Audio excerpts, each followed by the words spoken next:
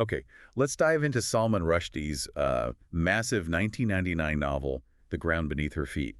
It's quite the undertaking. It really is. Almost 800 pages, I believe. Yeah, huge. So our mission today is really to cut through that density and, well, get to the core of what it's about. Sounds good. It's Rushdie doing rock and roll, essentially. Exactly, a kind of super fictionalized biography, almost, of these two music legends, Veena Apsara and Ormus Kama. But it feels like more than just a rock story. It's digging into tragedy, myth, how those things stick around even when, history itself feels broken. Right. And the hook really is this idea that it's a modern retelling of Orpheus and Eurydice, Yeah, the classic myth of the artist trying to bring his love back from death. but seen through the eyes of, like, the third wheel, their friend, the photographer. That's Umid Merchant, or Rai. Yeah. He's our narrator, our witness to this whole epic rise and the inevitable fall. And before we even get to the tragedy, we have to talk about the world it happens in. It's different. It is. It's set in a parallel dimension. Uchronia, I think, is the term. Uchronia, right. A world where history just took a few sharp turns away from ours. And that's not just window dressing, is it? It's key to the whole thing. Definitely. Rushdie seems to be saying that the big forces, love, loss, art, they operate no matter what the history books say. Yeah, because in this world, some of our biggest historical moments just didn't happen. Right. Happened differently. Like John Kennedy. Survives Dallas in this reality, and Richard Nixon never becomes president. Wow. And Watergate. Watergate is just the title of a fantasy thriller novel someone wrote.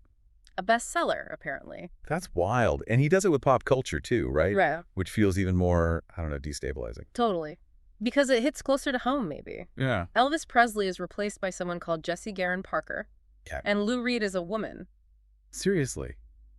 And didn't John Lennon write a famous Rolling Stones song in this world? He did. Satisfaction. Can you imagine? It really forces you, the reader, to question your own reality's anchors. It really does.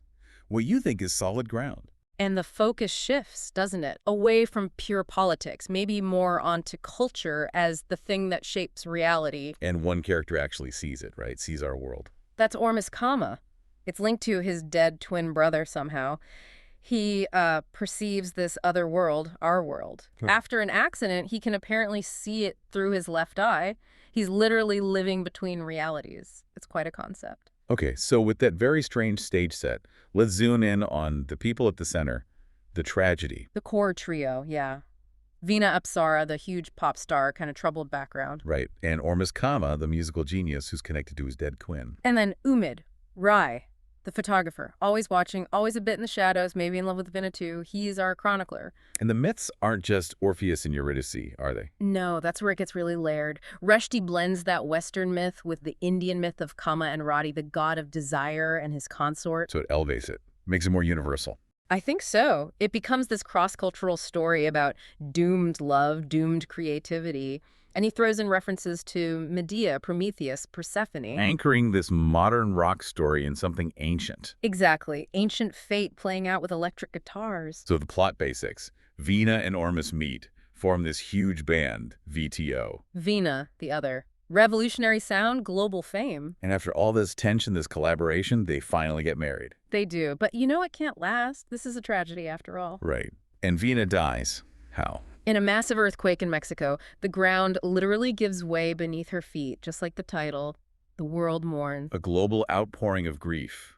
But the story doesn't quite end there. No, there's a twist. Years later, maybe nearly 20 years, this young woman appears.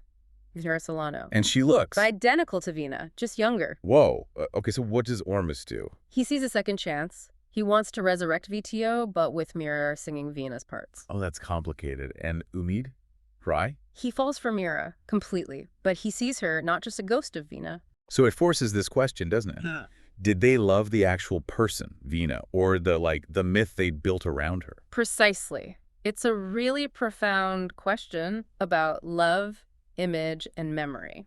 And connecting this back out, there's that interesting real-world link with you too, isn't there? Yeah, that's fascinating. In the novel, VTO's potential opening act is a band called Vox Pop.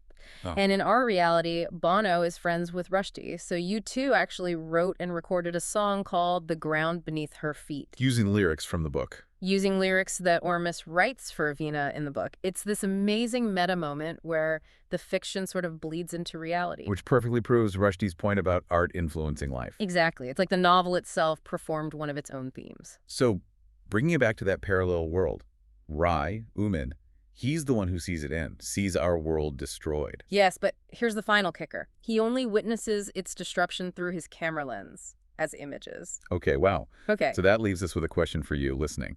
What does it really mean if the only evidence, the only knowledge we have of a whole other possible reality, one that was destroyed, what if that knowledge only comes to us through art, through a photograph, through a story? Does art then become the only real record? The last surviving fragment of what might have been? Something to think about.